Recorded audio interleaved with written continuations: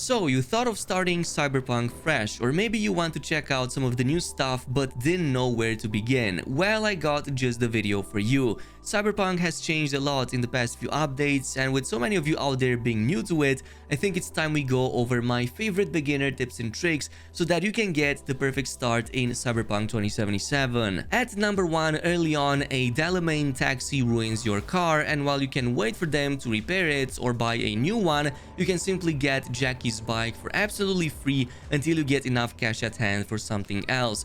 This is given to you through the mission called Heroes in Chapter 2 right after you just finished the heist, even if you did not send Jackie's body to his family.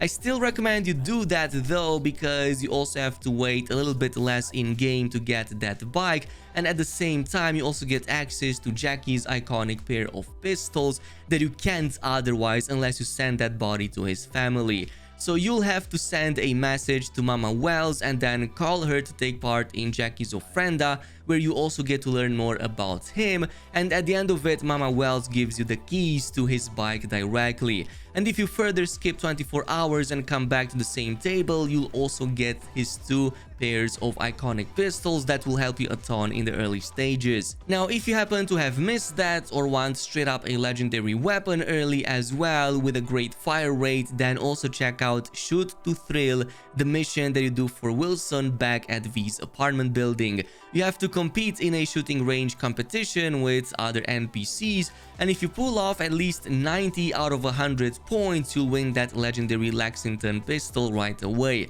Now, the easiest way to get on first place is to just equip the Dying Knight iconic green pistol that Wilson also gives you for free at the start of the game. This one has 5 attacks per second, and you can just shoot the same target multiple times to count for multiple points. Once done, you get it right away, including a few attachments and mods already on it, so this is again going to be a pretty good option early on when you don't really have anything else. Moving on to number 3, street cred is extremely important, and you'll want to farm that as early as possible so that you can start unlocking extra items and cool rewards at vendors all around Night City. So even before Act 2, I highly recommend hitting all of these NCPD hustles around Watson and the northern area. They are easy enough even at low levels, yet still provide massive XP towards your street cred. Doing most of them will bring you at least to 20 street cred, which is the bare minimum I recommend you go ahead and do right away, since that gives you the possibility to start buying some of the rare cyber implants, like for example the rare monowire that you can get from Victor right away. This right here is so powerful, especially if you couple it with a reflex build. It's insanely strong and inexpensive early on, and one-shots entire groups of enemies on normal and hard difficulty. But coming up to number 4, another big tip is to read the shards for extra missions and loot rewards during NCPD hustles. You'll oftentimes find these info shards laying all around the place, on enemy gang conversations or info on certain characters, and I highly encourage you to open them up and read them briefly once the prompt pops up on the left side of the screen. That's because many times they will in fact reveal a new location, like a hidden stash or a meetup between 2 gangs that might reward you some special loot or special items that you can't get otherwise. So simply going over there and following the exact same chain gives you that closure to the previous mini story, but also gives you these nice rewards, and at the same time further XP for your character levels and the street cred that you will definitely need early on. Coming up to number 5, another tip is to not punch fingers just yet, and maybe pay him a visit way before the space in between a mission in Act 2 so that you don't lose out on the cool items that he has to sell. So you can actually buy all of his stash and still punch him in the face without losing access to these items, and here's how you do that. Just make sure you visit him during Act 2 and before the space in between mission, and just outright buy his stash right away. This is also another reason why I told you to try to reach over 20 street cred, maybe in this case 27.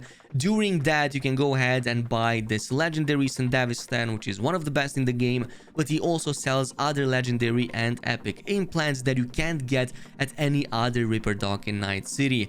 And once you do purchase his entire stash, you're free to go in and do that space in between mission where you can freely punch him in the face as much as you want, because you no longer have to worry about losing access to his items. Oh, and by the way, you can access the Cottonmouth also before that mission by simply going in the back room and getting that iconic melee right away. At number 6, did you know that sleeping and washing has an important role in Cyberpunk 2077, especially since both of these provide 2 different buffs, each lasting for 1 hour. So if you sleep in a bed for 24 hours, this will give you the rested buff, which further increases your skill XP gains by 20%. This can prove to be especially useful if you want to farm certain skills and want to get their levels fast. This can increase that by some really nice margins. Meanwhile, taking a shower gives you the refreshed buff, allowing you to regenerate more health during combat. If you already run with the regeneration perk, it further increases health regen and threshold by 20%, so quite useful both in combat and surviving, but also to farm those skills. The 7th tip on the list is all about abilities and how these levels can change the game for you. Now, just like in the case of higher levels of street cred providing better vendor deals and items, every single skill does about the same. For some of them, this involves giving you extra skill points every few levels, better damage or gun control, or other combat related perks in this case, and you should definitely pay attention to these bottom rows right here that kinda act as their own separate skill trees within the already existing skill trees. So the one that I recommend the most to pay attention to is crafting, as every few levels you get a new tier of quality for both buying from vendors and crafting your own items. So at level 5, 7 and 12 respectively, you unlock new crafting specs for rare, epic and legendary weapons as well as clothing pieces. But all previous and future unlocked crafting specs also further increase in rarity as you increase the level of your crafting. So for example, specs like the Armadillo or Crunch will only be of rare quality at around crafting 12, but once you reach crafting 18, they automatically evolve to legendary. And this involves both the ones you already unlocked in your crafting menu, as well as the ones that happen to be sold at various vendors around Night City. At number 8, since we were talking about crafting recipes, yeah, evolving quality isn't the only change. In some of the recent patches, the spawn of many of these has also changed, which is why some of the old videos you might be seeing on YouTube are, well, in this case, no longer applicable. So some of the old crafting spec locations, including for the Armadillo, no longer exist. Instead, most of them can either be looted randomly from any container in Night City, and many of them can also be bought from vendors. Like the Armadillo in this case, I found the legendary quality in a random container at one point, but you can also find it at clothing vendors by simply advancing the clock 24 hours until they show up. And this also applies to weapon mods and cyber mods, including the ones from the weapon vendors and the Ripper dogs. They also spawn in that way, and you no longer find them in containers or in fixed locations. At number 9, another tip for newcomers is to focus on side gigs first and then on main missions, and also choose carefully how you approach these missions. While going in guns blazing might feel like a no-brainer, many times a stealthy or non-lethal approach can change both the outcome of a gig and the rewards you get at the end of them. There are plenty of times when going in silently and not alerting any of the enemies can yield much better rewards from the same gig's completion, or simply letting you avoid combat in situation when you might be overrun by enemies and not capable of dealing with all of them, especially early on. This can also let you further find new details, like being able to bribe certain characters that would previously not even want to respond to you or just attack you on sight, and there's many other possibilities. And even if it's just for role-playing reasons, the way you choose to deal or treat certain characters can have a massive effect on other characters during either the said gig or in a different one later down the line that might be related to it in some way. You can really punish or save characters you might hate or otherwise love, or even instill fear and make it easier for you in main missions because you took out certain enemies during side content and whatnot.